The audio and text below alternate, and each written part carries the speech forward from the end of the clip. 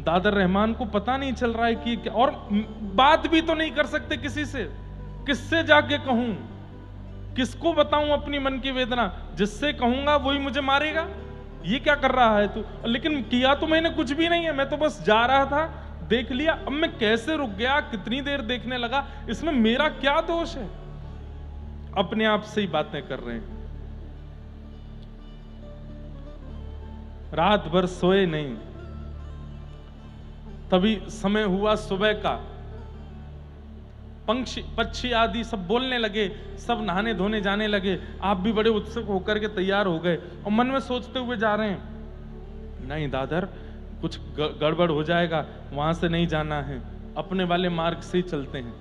और बस जा रहे हैं उस रास्ते से जहां रोज मदरसे जिस रास्ते से जाते थे, पर जैसे उस रास्ते पर गए, आज भीड़ भी नहीं है, लेकिन रुक गए।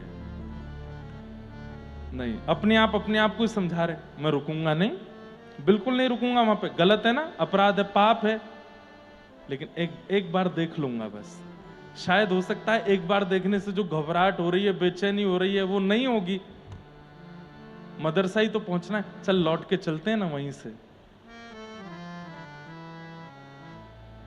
वही भाव उचित है।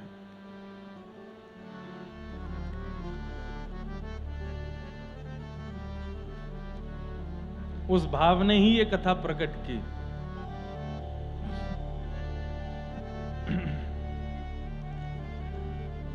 आप दोबारा लौट करके उस रास्ते से जा रहे हैं और बस देखते जा रहे हैं कहां है वो मंदिर, कहां है। तभी वो द्वार दिख गया।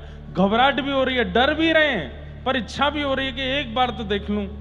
और बस धीमे धीमे गए, मंदिर के बिल्कुल सामने खड़े हो गए। खुद से फिर पूछ रहे हैं, दादर देख ले, देखना है कि नहीं देखना? नहीं देखना, सीधे चलते हैं, आगे बढ़ते हैं, एक बार देख लेते, फिर पीछे आते हैं, नहीं देखना, चलते हैं, फिर चले, फिर एक एक झलक देख लेते हैं, थोड़ा थोड़ा मुड़ते हैं, एक बार आंख खोल के देखना है, फिर बंद करके सीधे चलना, मदरसे जाना है, हम मुसलमान हैं, हमको अपने अपने भगवान को भजना है, ये सब नहीं करना है, एक बार देख लेते हैं।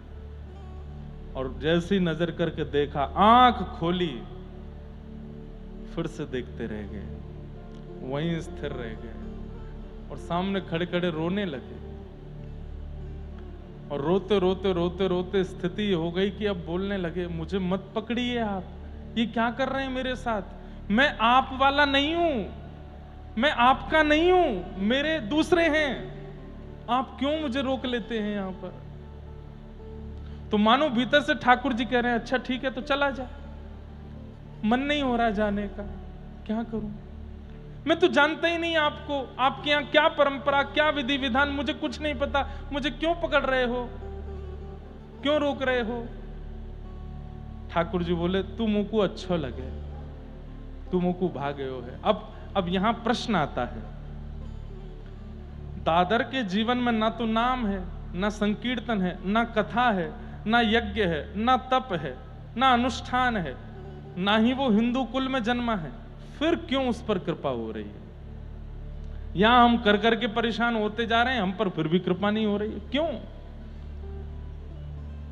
उसका स्वभाव अच्छा है।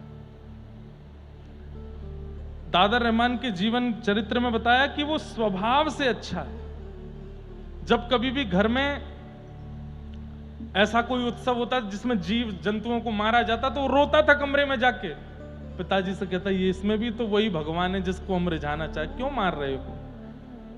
ऐसे स्वभाव में कभी किसी को दीनहीन देखता था तो अपने अब्बा जान के पास जाके, इसको कुछ दे दो ना, अम्मी इसके लिए रोटी बना दो ना। उसका स्वभाव बहुत मधुर था, बहुत बहुत, जैसे भोंदू की कथा सुनी है आप सब लोगों ने, वो भोंदू ही था, सरल ही है। क्या समझ में आई बात? कई बार साधन भगवत प्राप्ति नहीं कराता, स्वभाव भगवत प्राप्ति कराता है। अधिकतर देखा जाता है हम भक्त साधन से तो हो जाते हैं, पर स्वभाव से नहीं बन पाते।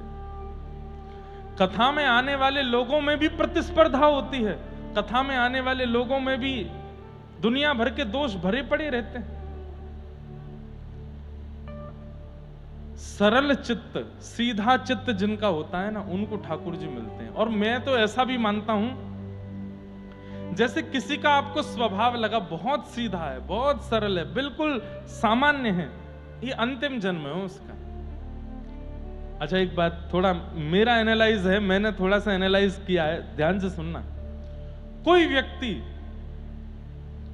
जिसका स्वभाव बड़ा चंट है, बहुत चतुर है, बहुत जल्दी जल्दी और जो है जरा सी देर में परिस्थिति को परख लेता है, जरा सी देर में कैसे यहां से पैसे निकालने हैं, कैसे यहां ये करना है, ये बहुत जल्दी जल्दी मतलब बहुत चतुर है, समझो ये उसका पहला जन्म है, पहली बार आई है उसकी जीवात्मा, तो अपने सारे पैतरने लगा रही है दुनिया में, इसको कैसे अपनाना है, इसको कैसे पकड़ना है, इससे कैसे पैसे निकालने हैं, यहां से कैसे निकल के भागना है, इससे कैसे करना है, ये सब कुछ। एक जन्म के बाद फिर दूसरा जन्म आता है तो थोड़ी चतुराई घट जाती है, फिर तीसरा जन्म आता है थोड़ी और चतुराई घट जाती है, चौथा जन्म आता है थोड़ी और, करते करते करते अब वो आत्मा एक्सपीरियंस्ड हो गई है, उसको पता चल जाता है कि यहाँ चतुर बनने से कोई फायदा नहीं है, अंत